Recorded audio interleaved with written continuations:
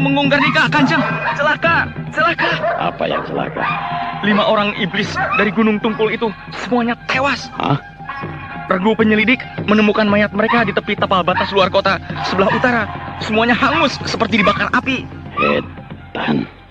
5 orang iblis dari Gunung Tungkul itu bukan tokoh sembarangan, tapi 5 orang tokoh berilmu tinggi yang ditakuti. Tapi oleh Brahma, semuanya dibikin mampus.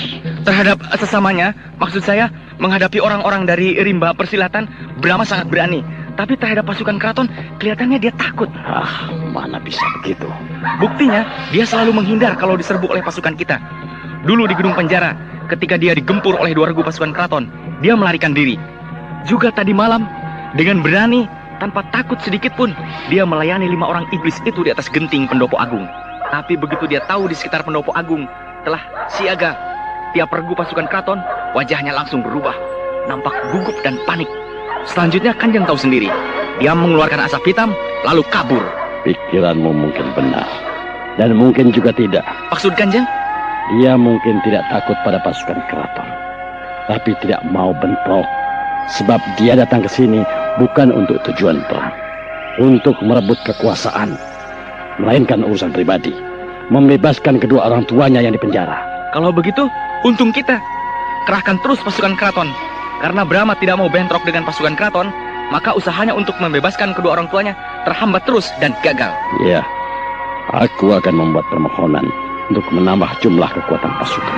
Bagus, saya sangat setuju.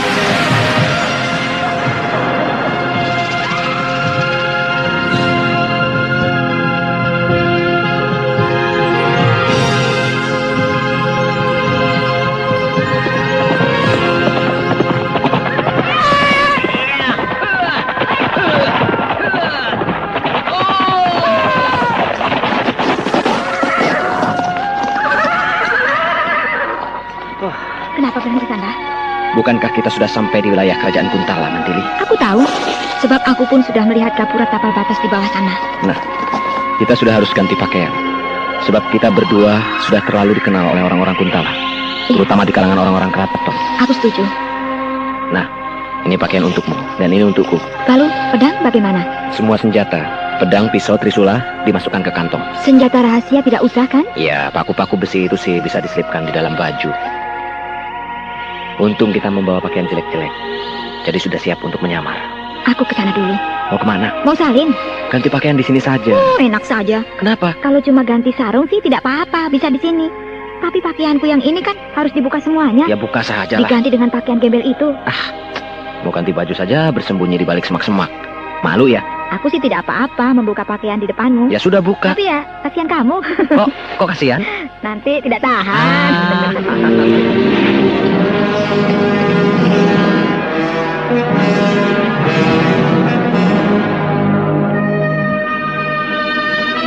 Kita sudah sampai di tembok benteng keraton bagian timur. Ya, untung kita ini pernah jadi orang dalam, sehingga tahu bagian mana dari benteng keraton yang penjagaannya paling lemah. Mantili, aku dulu yang melompati tembok benteng itu untuk memancing apakah di dalam sana ada penjaga atau tidak. Iya, hati-hati. Beres. Sebentar ya. Ya.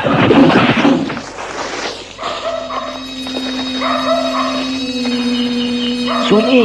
Apa? Tidak ada penjaga. Cepatlah kau naik. Iya.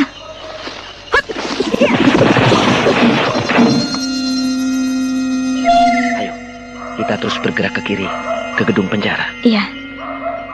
Heran, kalau di dalam kota penjagaan begitu ketat, tapi di dalam keraton ini sunyi, tidak terlihat seorang pun anggota pasukan keraton. Tapi kita harus waspada, sebab siapa tahu hal ini sebuah jebakan. Iya. Itu gedung penjara. Bagus. Hanya ada 2 orang penjaga di muka pintu gedung penjara itu. Kita totok jalan darahnya, supaya tidak menimbulkan suara gaduh. Iya.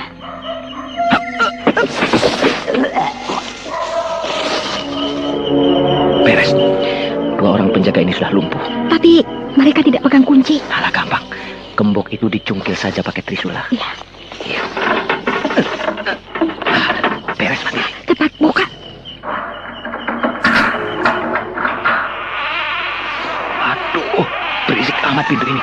Bikin orang tidur bisa bangun. Kosong. Iya, Oh, kenapa penjara ini kosong melompong? Kamar-kamar sel yang berjejer itu tidak ada isinya. Semuanya kosong. Padahal penjara ini penjara terbesar di keraton. Seharusnya tiap kamar sel penuh dengan orang tahanan. Tapi ini kok... Mungkin semua tahanan dipindahkan. Untuk apa dipindahkan? Karena untuk ditempati ayah dan ibuku. Di mana ayah dan ibumu dikurung? Semuanya kosong. Ya, di kamar rahasia barangkali. Ketika aku jadi pejabat di keraton ini, aku sering mengunjungi penjara ini. Dan setauku, tidak ada kamar rahasia. Yang ada hanya 20 buah kamar sel berderet di sebelah kiri. 10 kamar dan di kanan juga 10 kamar. Nah, kau lihat sendiri. Ke-20 kamar sel itu kosong.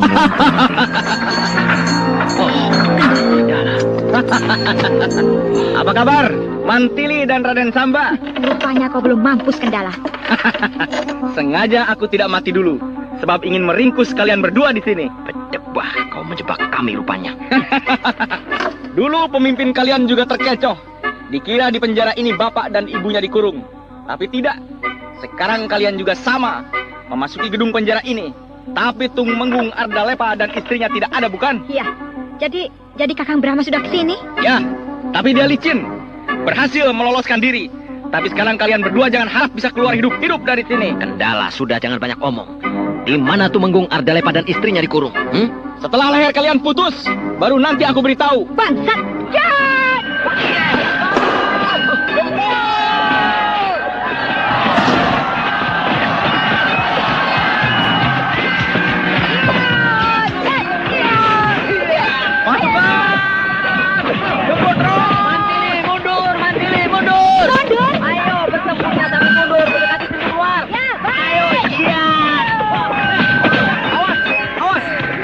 Mendekati pintu keluar.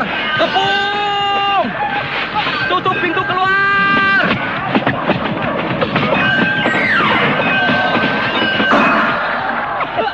Pintu keluar ditutup. Setan, rupanya kalian benar-benar anu jiwa. Kalian tidak akan bisa keluar dari gedung penjara ini.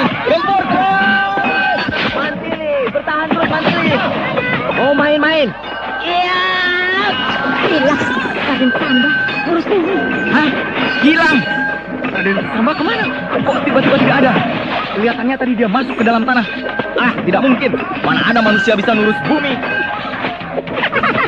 Kendala! Meskipun kau tutup semua pintu dan jendela, dan kami dikepung dengan rapat, tapi kami tetap bisa lolos dengan cara menurus bumi. Masuk ke dalam tanah.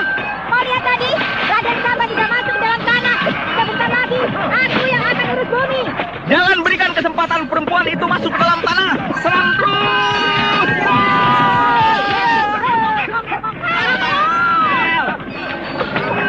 Hah?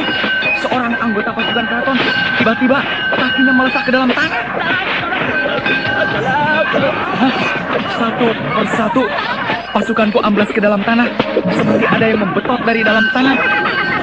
Lihat Kendala, anak buahmu satu persatu dibetot ke dalam tanah oleh Raden Samba. Mereka dikubur hidup-hidup. Bahaya. Lari! Lari! Karena takut akan kesaktian Raden Samba dan Mantili, Senopati Kendala dan pasukannya melarikan diri.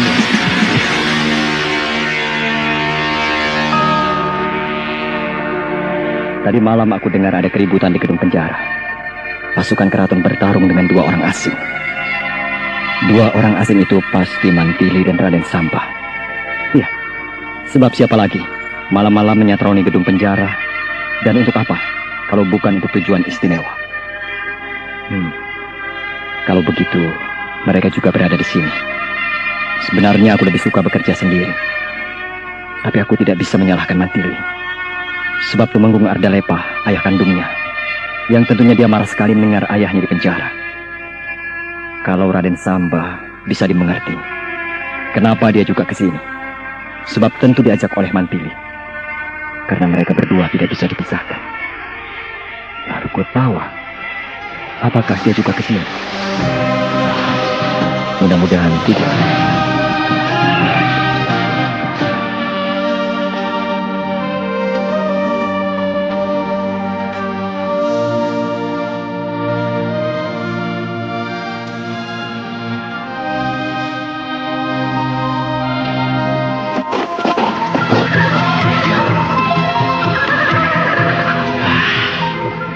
Itu dia. Di bawah dataran yang luas itu terhampar kerajaan Kuntala. Ya, mudah-mudahan Brahma dan Mantili serta Raden Samba sudah pula sampai di sini.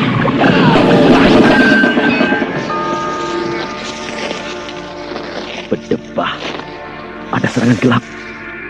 Sebuah pedang meluncur ke leherku. Untung aku bisa menangkapnya. Hei, keluar! Jangan cuma bisa menyerang sambil bersembunyi. Keluar! Gotawa. Hah?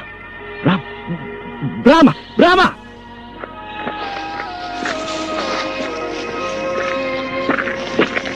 Kenapa kau ada di sini? Aku mencemaskan keselamatanmu. Kau tidak percaya padaku? Bukan begitu, Bram. Tapi yang namanya masuk ke kandang macan.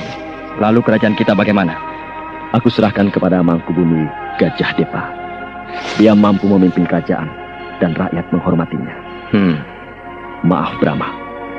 Bukannya aku tidak patuh terhadap perintahmu. Tapi aku tidak mau sahabat sejatiku menemui kesulitan di negeri orang. Iya. Apa boleh buat? Kau sudah ada di sini. Masa aku harus menyuruh kau kembali ke Madangkara? Nah, bantuanmu aku terima. Terima kasih, Bram. Mari kita berangkat. Tidak bisa aku tahu. Tidak bisa. Aku jelas bisa, karena aku berpakaian gembel. Tapi kau berpakaian mewah seperti itu. Penampilanmu pasti akan menarik perhatian orang. Sebab kau nampak sebagai seorang bangsawan, berpakaian mahal, menunggang kuda putih yang bersih dengan memakai pelana yang mahal. Aku tergesa-gesa, sehingga tidak sempat ganti pakaian dengan pakaian biasa. Gampang. Aku punya kenalan seorang petani. Kudamu bisa dititipkan pada dia. Dan kau akan mendapat pakaian petani yang sederhana. Bagus. Mari kita pergi ke rumah petani itu.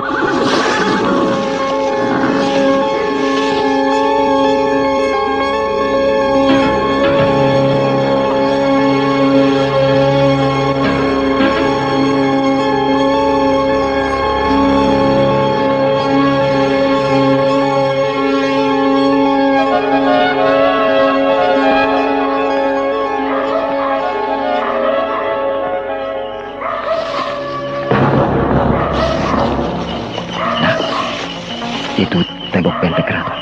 Enteng. Tembok setinggi itu sih. Sekali lompat, beres. Aku dulu yang melompati tembok benteng itu untuk memancing. Apakah di balik benteng itu ada penjaga atau tidak? Iya. Hop!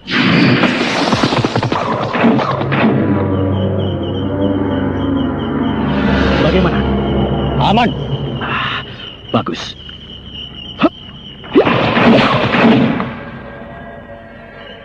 Kita sudah berada di dalam keraton. Kau hafal seluk-beluk di dalam komplek keraton ini. Beres. Suara apa itu? Seperti pertarungan. Iya, benar. Ada pertarungan. Suaranya di sebelah sana. Ayo kita lihat. Ayo, Lewat atas. Kita bergerak di atap-atap rumah supaya lebih jelas melihat ke sekeliling. iya.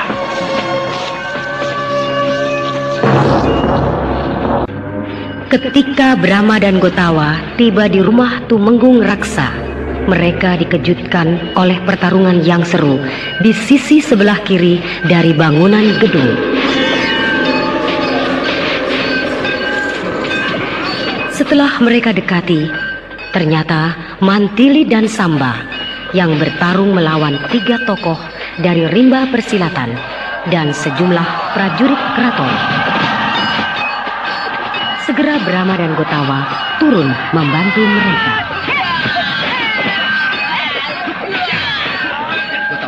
Bantu Mantili dan Raden Samba menghadapi 3 tokoh cemeti Durjana. Aku akan mengacaukan pasukan keraton itu. Siapa?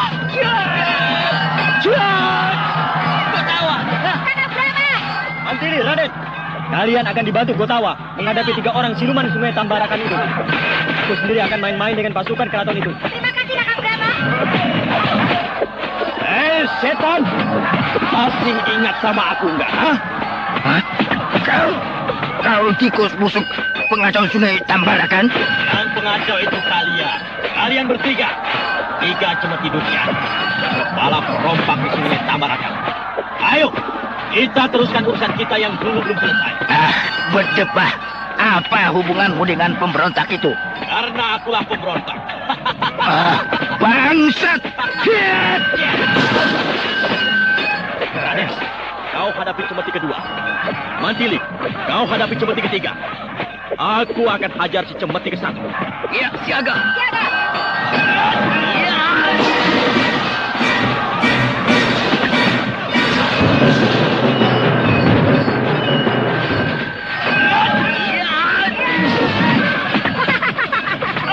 Sekarang kalian tidak bisa main proyek lagi. 3 lawan 3.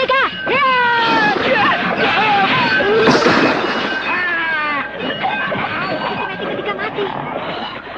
Salahnya sendiri. Tengah, jadi kepalanya pecah. Karena aku pukul. Cemeti ke-1, lihat, temanmu si cemeti ketiga sudah mampu. Jahanam, kau harus menerima balasannya. Sendiri, kenapa si cemeti ketiga diberikan padaku? Tentu saja dalam waktu sebentar dia sudah mampus. Sekarang kau tinggal berdua. Nah, Sebentar lagi juga kau akan sendiri. mesti mati. Ayo Mantili, cepat bikin mampus si cemeti kedua. Beres. Aku jadi tidak punya lawan ini. Lebih baik aku bantu Kakang Brahma. Iya. Iya.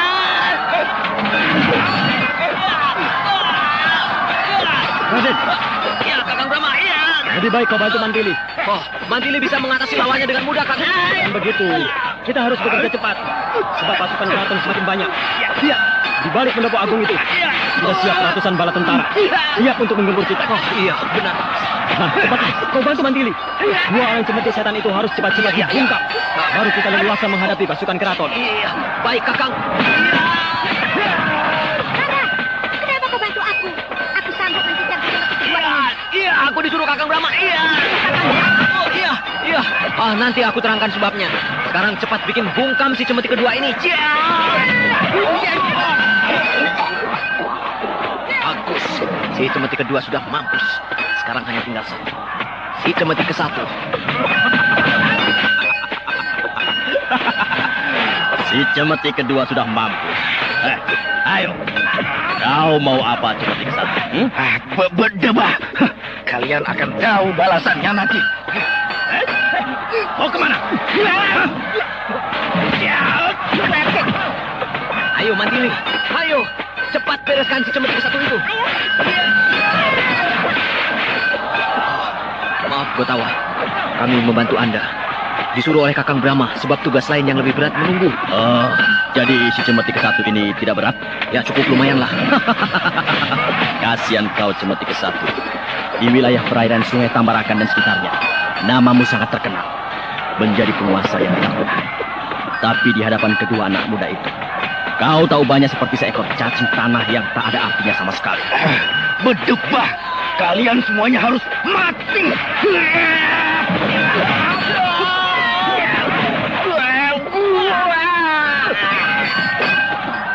Beres. Dia sudah mati sekarang. Jagoan di sungai, matinya di darat. Kasihan. Raja perompak yang paling ditakuti sudah tamat ilmunya. Ayo, kita bantu Kakang Brahma. Iya, kasihan dia sendirian menghadapi ratusan tentara. Ayo, ayo.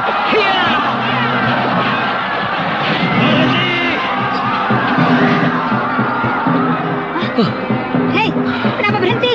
Hati-hati, mungkin mereka akan ganti siasat. Hai orang-orang Madangkara, menyerahlah. Percuma saja kalian melawan kami. Kalian tidak mungkin bisa lolos. Kalian sudah dikepung. Tidak ada sejengkal tanah pun yang tidak dipenuhi tentara keraton. Mereka bagaikan semut berjubel-jubel. Inilah saatnya untuk mengadu jiwa. Sabar, tenang. Kita harus melihat kenyataan. Keadaan kita sudah kritis. Lihat, di depan kita berderet pasukan panah. Di sebelah kiri berderet pasukan tombak. Di sebelah kanan berderet pasukan pedang. Dan di belakang kita sudah siap ribuan pasukan berkuda. Siap untuk mengkilas kita. Iya, benar. Bagaimanapun gagah beraninya kita, tidak mungkin bisa menahan gempuran angkatan perang kerajaan Kuntala yang dikerahkan habis-habisan malam ini untuk merencah kita. Aku tidak takut, Gotawa. Kau memang pemberani. Tapi kami juga tidak gentar. Namun harus pakai perhitungan. Jangan main hantam begitu saja. Kenapa aku jadi seperti prajurit yang baru belajar perang? Gampang marah. Maaf Brahma, aku lupa. Kenapa tidak pakai taktik gerilya? Syukurlah aku tahu. Pikiranmu sudah jernih kembali. Dan memang tepat. Kita harus pakai taktik gerilya. Bagaimana caranya, Kakang Brahma? Menyebar. Menyebar? Ya. Dan suatu keuntungan bagi kita. Sekarang malam hari. Pemandangan yang gelap akan membantu kita. Kita bertempur sendiri-sendiri. Berpencar. Tapi jangan di bawah. Melainkan di atas genting. Bertempur sambil lari mundur ke arah tembok benteng. Bagus. Meskipun bala tentara kerajaan Kuntala itu dahsyat, tapi aku yakin hanya sebagian kecil saja yang sanggup bertempur di atap-atap rumah. Nah, siap semuanya. Siaga. Hei, Tumenggung Gardika. Rupanya tawaranmu untuk menyerah kali ini terpaksa kami tolak. Baik, kalian cari mati sendiri.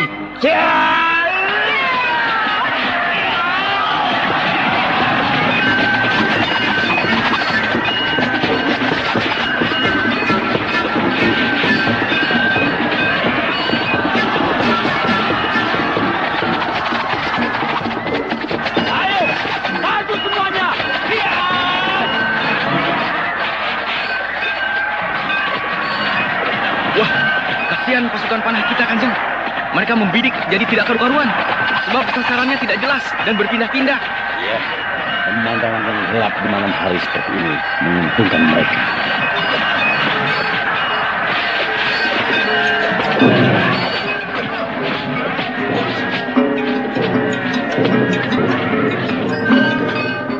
Sementara pertempuran berlangsung di luar pendopo, Brahma Kumbara, sang jagoan kita, dengan keahliannya menyusup langsung ke tempat kediaman Tumenggung Raksa. Apa kabar, Tumenggung Raksa? Siapa kau? Pandang wajahku baik-baik. Brahma? Iya, aku Brahma, putra Tumenggung Ardalepa. Mau apa kau? Mau apa? Kok masih tanya? Mestinya kau sudah tahu kenapa aku datang padamu. Kau cuma anak tiri. Kenapa kau susah payah merepotkan dirimu sendiri?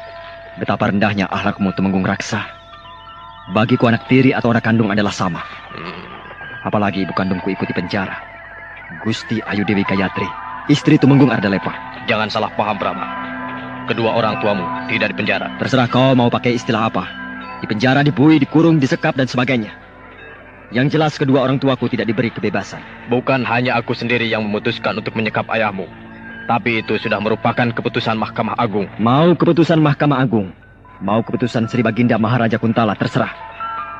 Yang aku inginkan kau menunjukkan di mana ayahku disekap. Hal itu harus dirapatkan dulu di dalam sidang Mahkamah Agung. Tidak perlu resmi-resmian. Sebab aku datang saat ini juga tidak resmi. Kau tidak bisa memaksakan kehendakmu. Lehermu jaminannya. Pemberontak. Lepaskan leherku. Aku patahkan batang lehermu ini. Katakan, di mana Tumenggung Ardalepa disekap? Di rumah kuning. Di rumah kuning? Iya.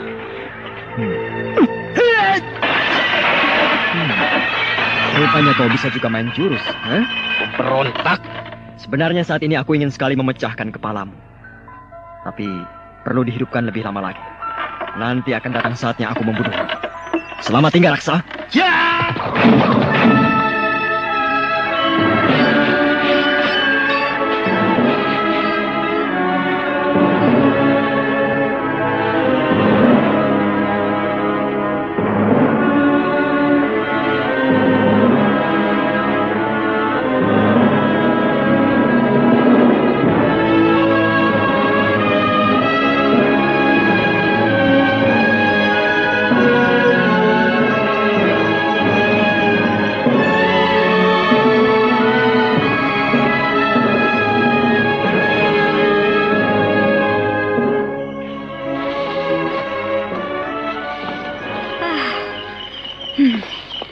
Akhirnya aku bisa meloloskan diri dari kepungan pasukan keraton. Ya, tidak salah lagi. Inilah dataran beringin kembar yang ditunjuk Kakang Brahma sebagai tempat berkumpul. Nah, ada yang datang. Kalau tidak Kakang Brahma, tentu Raden Samba atau Kutawa. Mantili, kau ini bercanda melulu. Mana yang lain? Baru kita berdua. Oh ya? Iya. Ada yang datang. Kalau bukan Kakang Brahma, pasti Kutawa.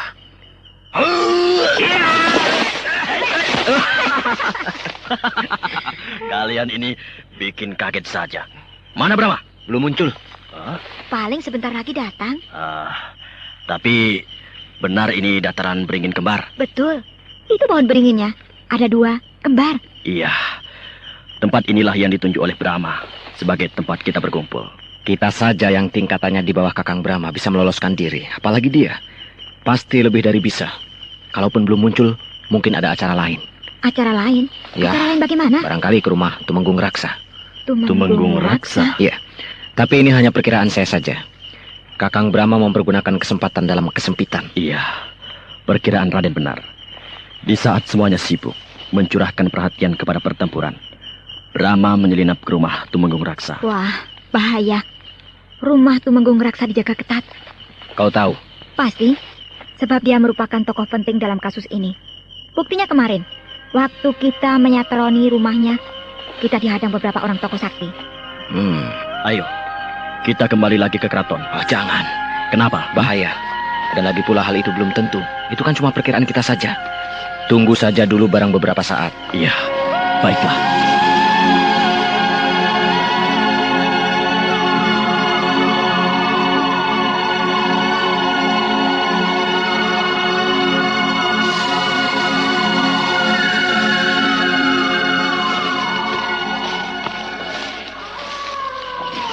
Wah, sudah lama sekali kita menunggu. Tapi Kakang Brahma belum muncul juga. Iya ya. Bagaimana ini? Kita kembali ke keraton. Selamat satu, selamat semua. Mati satu, mati semua. Jangan. Nah, itu Kakang Brahma. Brahma. Maaf, aku terlambat. Kemana saja sih Kakang? Bikin cemas saja. Seperti yang diperkirakan oleh Raden Samba. Iya, aku ke rumah Tumenggung Raksa. Berhasil? Berhasil. Kakang berhasil bertemu dengan dia. Rumahnya memang dijaga ketat oleh beberapa orang prajurit pilihan. Tapi cukup mudah bagiku membungkam mereka. Lalu, apa katanya? Di mana Ramanda di penjara? Di rumah kuning. Rumah kuning. Rumah kuning. Iya. Tadinya Tumenggung Raksa tidak mau bicara. Tapi setelah lehernya aku pelintir, maka dia mau bicara. Katanya Ramanda Tumenggung Ardalepa dengan Ibunda Gayatri disekap di rumah kuning. Ayo kita ke sana. Sabar Mantili, sabar. Jangan gegabah. Semuanya harus diperhitungkan dengan matang, Mantili. Rumah kuning itu apa sih? Rumah kuning adalah makam raja-raja. Hah? Makam? Kuburan? Iya. Di belakang istana ada sebuah area cukup luas. Tempat keluarga raja dimakamkan. Dan di tengahnya ada sebuah rumah kecil. Warnanya seluruhnya kuning. Itulah yang bernama rumah kuning. Gunanya untuk apa rumah kuning itu? Untuk tempat tinggal para penjaga makam. Sialan. Ayah dan ibuku disekap di tengah-tengah kuburan. Hal itu untuk mengelabui semua orang, termasuk kita. Kalau begitu, tunggu apa lagi? Bukankah sekarang kita sudah tahu tempatnya? Jangan sekarang. Sebab saat ini keraton sedang dijaga benar-benar dengan kekuatan yang hebat. Lalu, bagaimana Kakang? Rumah kuning itu, biarkan saja dulu. Sebab selain pasti dijaga ketat, ada kemungkinan besar sudah dipindahkan. Maksudku, Tumenggung Ardalepa dan istrinya sudah dipindahkan dari situ. Sebab sudah diketahui oleh kita. Dugaanmu betul, Kutawa. Kemudian, ini kalau menurut aku, kita membuat teror. Pusat kota kerajaan Kuntala ini kita buat tidak aman. Persis waktu kita dulu mengacaukan pusat kota kerajaan Padangkara. Ya, saya setuju. Kita bakar tempat-tempat penting buat huru-hara di mana-mana. Kita pancing pasukan keraton agar keluar dari keraton. Nah, dengan begitu agak mudah bagi kita untuk menyusup ke dalam keraton. Itu bisa saja dilakukan. Tapi yang pokok, kemana Tumenggung Ardalepa dipindahkan? Kalau sudah tahu, dengan mudah kita menuju sasaran. Tapi, kau kan tidak tahu. Masa kita harus mengobrak-abrik keraton? Tidak mungkin kan? Culik saja si Tumenggung Raksa. Tumenggung Raksa bukan anak kecil, Mantili. Setelah kejadian dia dapat disatroni oleh Kakang Brahma, pasti dia tidak akan mau lagi tinggal di rumahnya, tapi bersembunyi di suatu tempat. Wah, jadi semakin susah urusan ini. Aku punya akal. Bagaimana, Kakang? Aku harus secepatnya ke rumah kuning sebelum mereka sempat memindahkan Ramanda dan Ibunda. Aku akan masuk ke dalam keraton dengan jalan menyamar menjadi seorang prajurit keraton. Iya, benar. Kau bisa membekuk seorang prajurit keraton. Lalu pakaiannya dilucuti. Kemudian kau pakai. Iya. Cukup banyak regu-regu pasukan keraton yang sering melakukan patroli sampai ke tapal batas. Nah, aku akan membekuk salah satu di antaranya.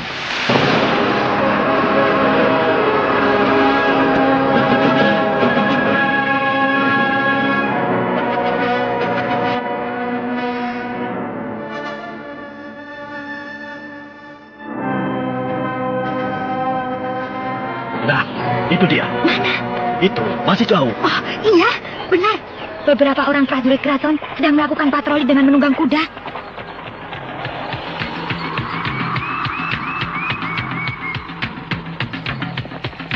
Biarkan mereka lebih dekat. Iya. Enteng. Cuma 10 orang. Sergap sekaligus. Siaga.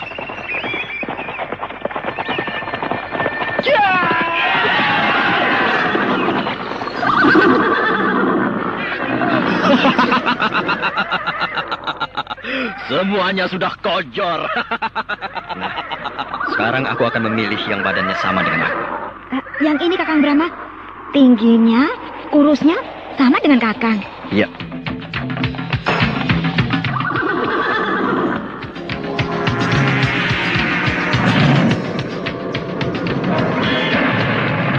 Nah, para pengacau itu membuat huru-hara lagi. Cepat kirim bala tentara.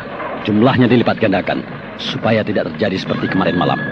3 regu pasukan kita kocar-kacir. Ya, kali ini mereka tidak boleh lolos. Pasukan! Siaga!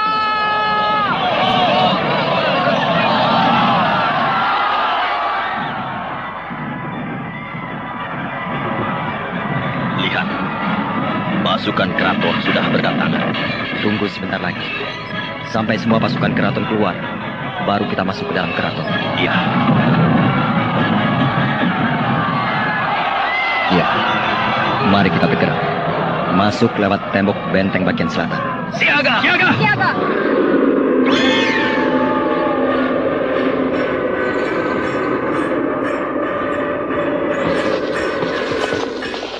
Keraton dalam keadaan lenggang. Berarti pasukan keraton hampir seluruhnya dikerahkan ke dalam kota. Ayo, kita ke pendopo agung. Nah, itu dia pendopo agung. Wah, bagus. Hanya dikawal 1 regu penjaga. Ya!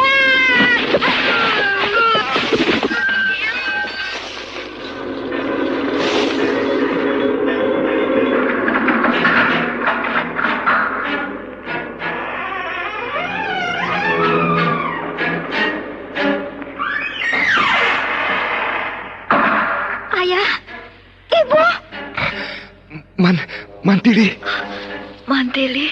Oh, Ibu, Mantili anakku. Mantili anakku.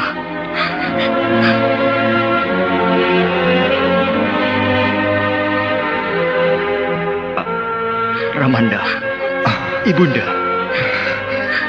Rama anakku. Brahma anakku. Oh, kalian telah datang. Daulat Kanjeng Tumenggung. Raden Samba. Apa kabar Raden? Raden Samba. Daulat Kanjeng Tumenggung Ardalepa. Daulat Gusti Putri Dewi Gayatri. Siapa ini? Inilah Gotawa, sahabat sejati hamba Ramanda. Betapa gagahnya engkau, satria muda. Daulat Kanjeng Tumenggung.